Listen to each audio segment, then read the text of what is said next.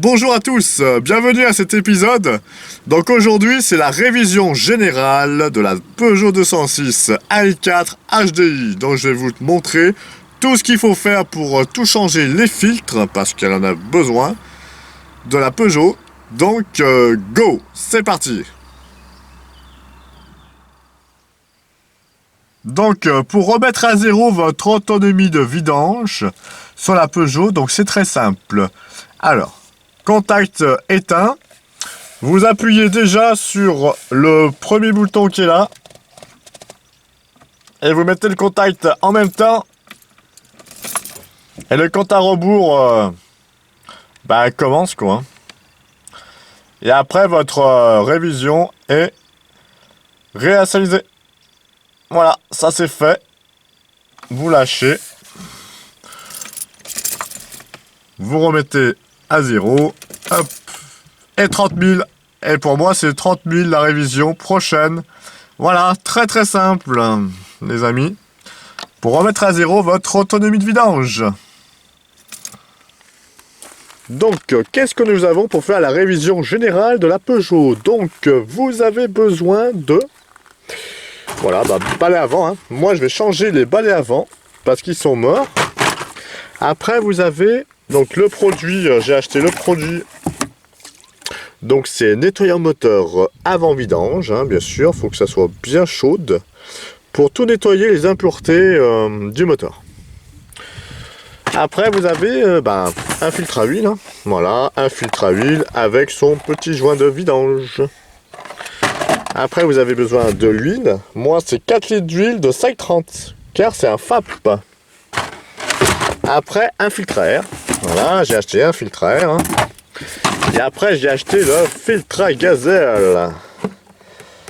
Voilà, moi j'ai acheté du Manfilter. Mais vous avez le gamme de choix de marque. Il n'y a aucun souci.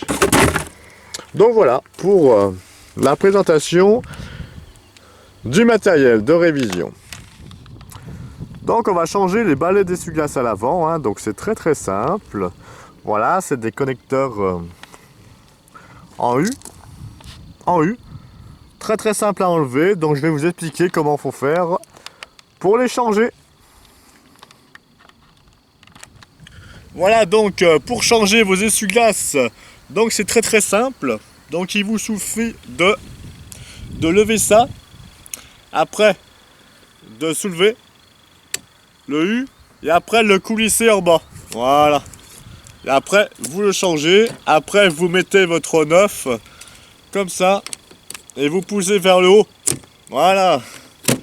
Rien de fait. Très simple. Celui-là, c'est pareil. Vous le poussez en haut et vous le faites en bas. Voilà. Et après, vous mettez comme ça. Et toc. Ah. Voilà, nickel chrome.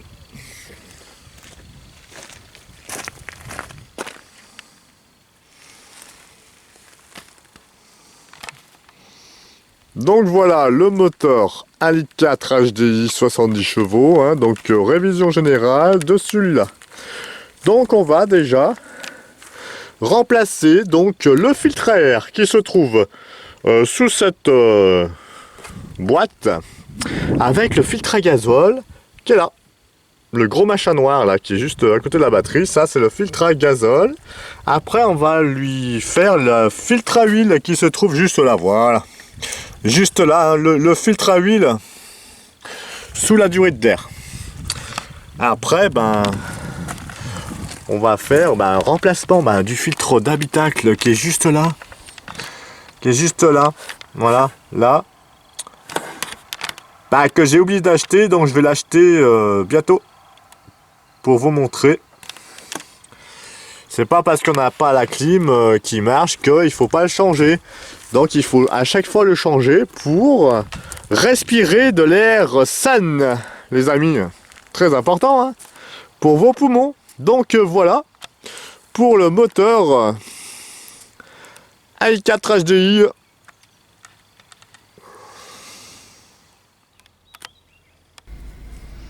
Donc voilà, on va remplacer le filtre habitacle de la 206. Donc il se trouve à côté de l'amortisseur avant droite. Voilà, juste ici au fond. Je vais le sortir.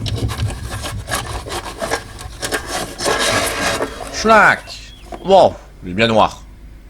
D'ailleurs, je respire ça moi. Oh la vache. L'air est pollué ici, hein. Voilà, donc on va mettre tout neuf, comme ça, je vais respirer de l'air sain, hein, parce que là... important, hein. Très facile à faire.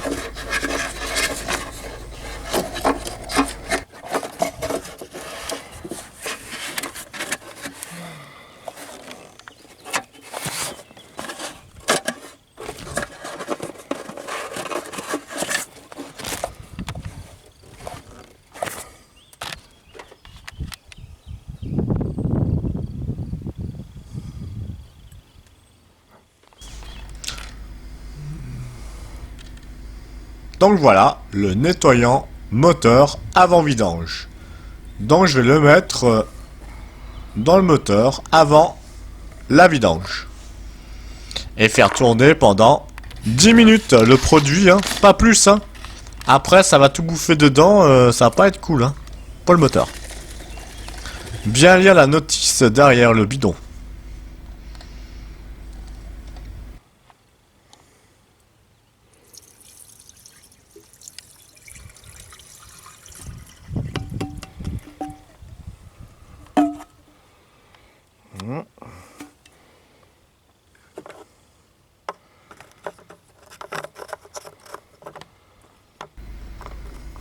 Donc après vous mettez le bouchon de remplissage.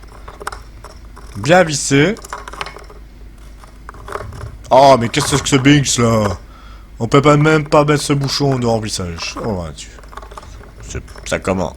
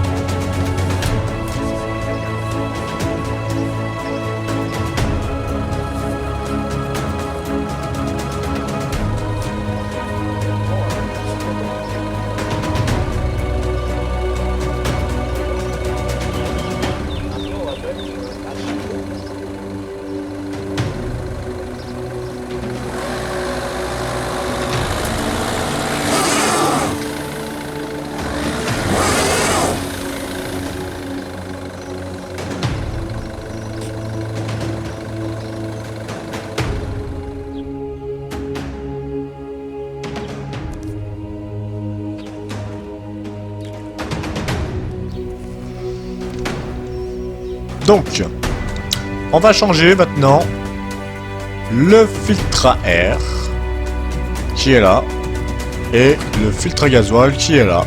Donc, c'est parti. Et le filtre à huile aussi qui est là.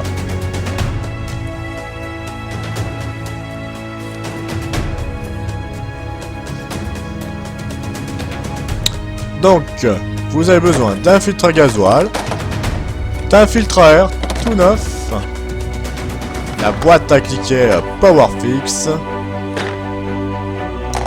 un torche de vin et un tournevis plat. Donc, on va commencer par le filtre à air, à démonter le couvercle. Très très simple à faire.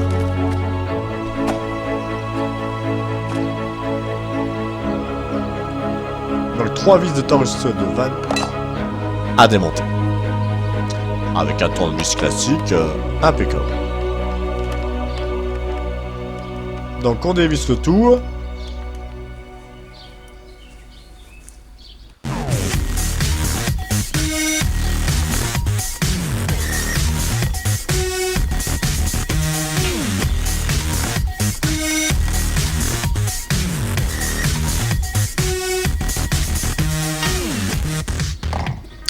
Et on enlève le couvercle. Wow. Joli filtre à air. Oh punaise, comme il est noir. C'était temps de changer hein, quand même, hein, les amis. À comparer du neuf.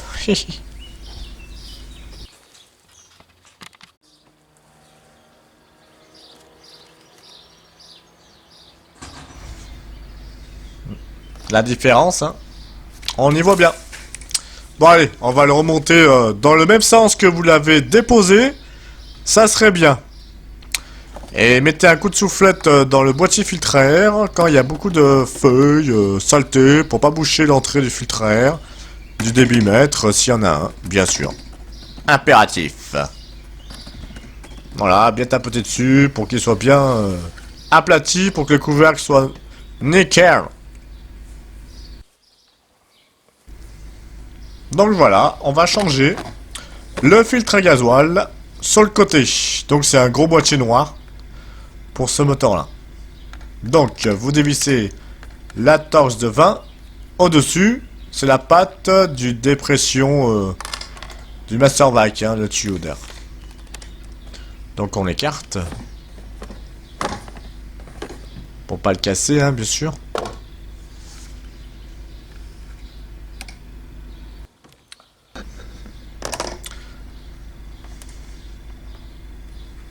Après, on va enlever le tuyau de carburant. Donc, il faut appuyer dessus, sur les blancs.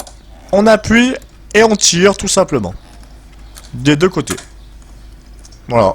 Simple. Après, sur le côté, vous avez une torche de 25 à enlever. Ouais.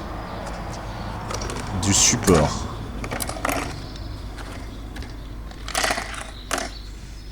Pratique cette valise Powerfix avec tous les embouts cliquets. Vraiment génial.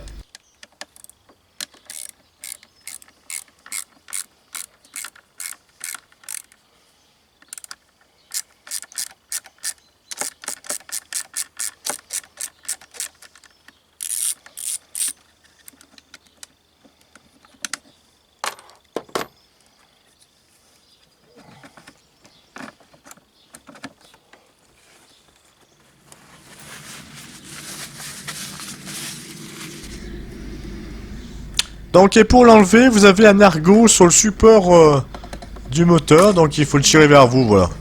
Et puis il faut pas oublier de déconnecter le capteur qui est en dessous hein, pour le réchauffage en hiver, qui est juste là, voilà. Et c'est tout, et vous le remplacez, tout simplement.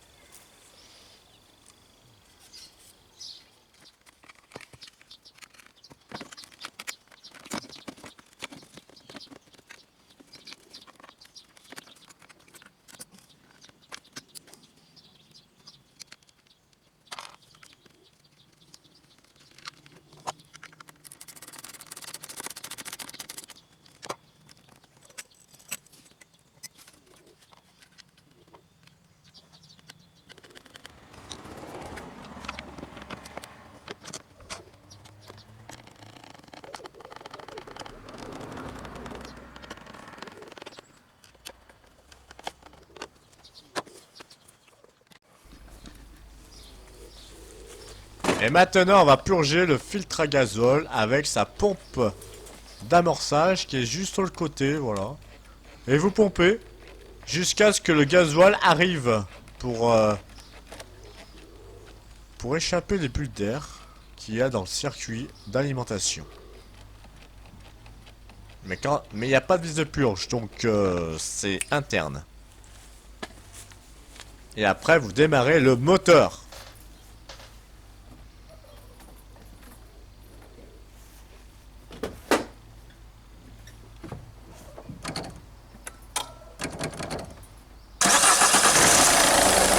Youpi, ça démarre. Yeah. Oh mince. Sacré. Oh punaise, c'est la panne. Elle démarre plus. Oh yeah. Eh oui, parce que c'est mal purgé. Donc on repompe sur la pompe d'amorçage jusqu'à ce que la poire est dure. Et quand elle sera dure, le moteur va pouvoir démarrer tranquillement. Les amis, c'est de la patience. Si elle a des bulles d'air encore, eh ben elle va pas démarrer la voiture. Eh oui.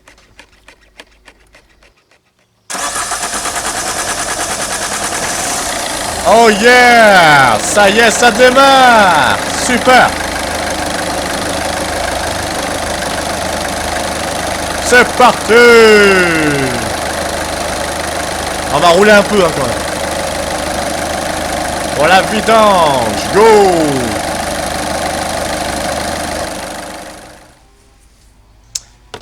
Et on va lui faire les niveaux moteur. Donc, on va faire le niveau du lave-glace, qui est juste là. Bouchon bleu. On va lui mettre du lave-glace à la citronnelle. Pour les moustiques, pour l'été, c'est nickel. De chez Action, il est super. On va faire le plein jusqu'en haut parce que je m'amuse toujours avec tous les jours. Donc ça diminue le bocal, c'est normal. Faut pas faire joujou avec.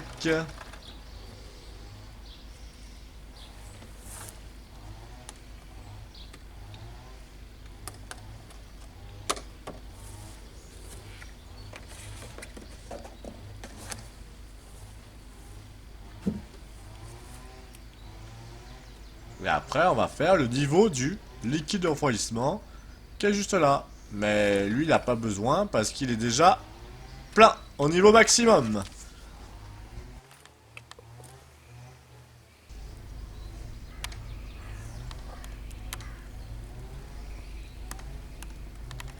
Et après, on va contrôler le niveau de la direction assistée, qui est le bouchon noir et rouge. Donc, il faut qu'il soit au max. Juste là, voilà. Ah bah là, il est nickel. Hein. Voilà, juste où il faut. Impec. Et bien le revisser, hein, pour pas le perdre le liquide en route. Ça serait vraiment dommage.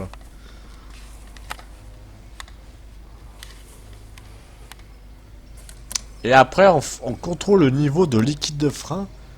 C'est voir s'il est au maximum, c'est marqué ici. Donc, bah, l'autre fois, j'ai fait disque et plaquette. Donc, il est au maximum, impeccable. Pas besoin d'en remettre. Hein. Voilà, vous savez tout pour les niveaux d'un moteur. Pour le contrôle. Hein.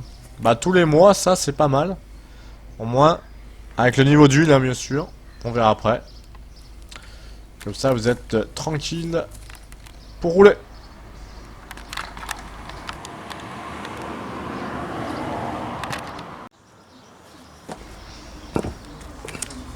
Et maintenant, mise en place des super rampes de levage. Pour lever la voiture, c'est super bien ces rampes. Ça lève bien haut pour faire la vidange. Franchement, vous verrez, super top. À acheter, impératif, hein, pour faire votre révision générale.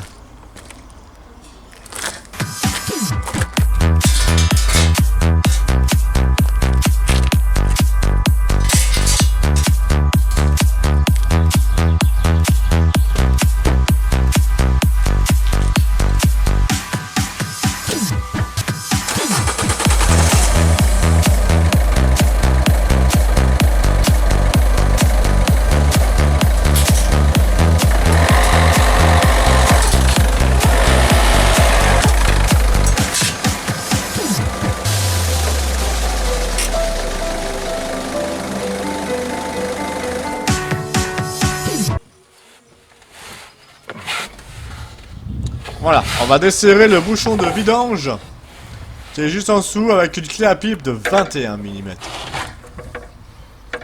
Pour pas foirer le bouchon, car ça foire super bien ça. Alors une 6 pans, hein, ça serait mieux. Voilà, tranquillement, vous dévissez le bouchon. Faut pas en mettre de partout, vous pouvez mettre des gants, hein, mais moi ça me gêne, donc j'en mets pas. Chacun fait ce qu'il veut. Et on met, voilà. Dans le seau, hyper pratique ce seau, hein. Après on met dans un bocal pour la déchetterie. Franchement ça va tout partir en déchetterie, hein. Recyclage, hein, pour moi c'est important. On recycle tout, hein. Voilà, et puis on change bien sûr le joint de vidange. Tout neuf, hein. Pour pas éviter que ça fuit. Quand même, ça serait bête. Donc on va laisser couler tranquillement, hein, tout le produit que j'ai mis avant, hein. Nettoyant vidange.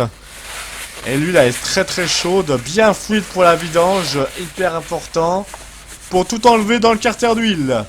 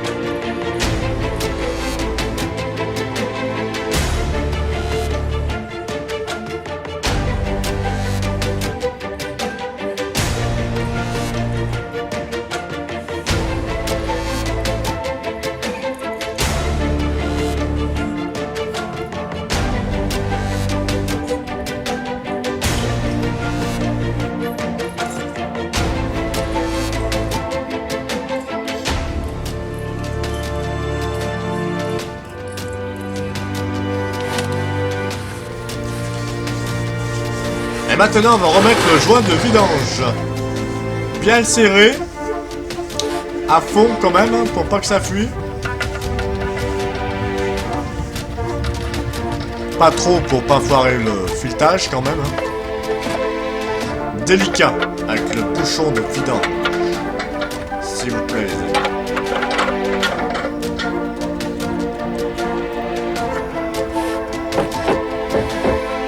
Et après un petit coup de nettoyant frein de partout, un coup de chiffon et c'est tout propre. Faut travailler proprement quand même parce que c'est mieux, hein. Voilà, tout beau, tout propre. Oh yes.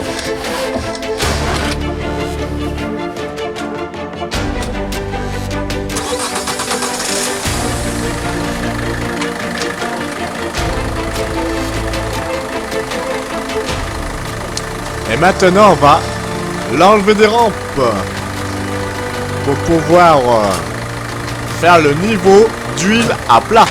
Toujours les amis.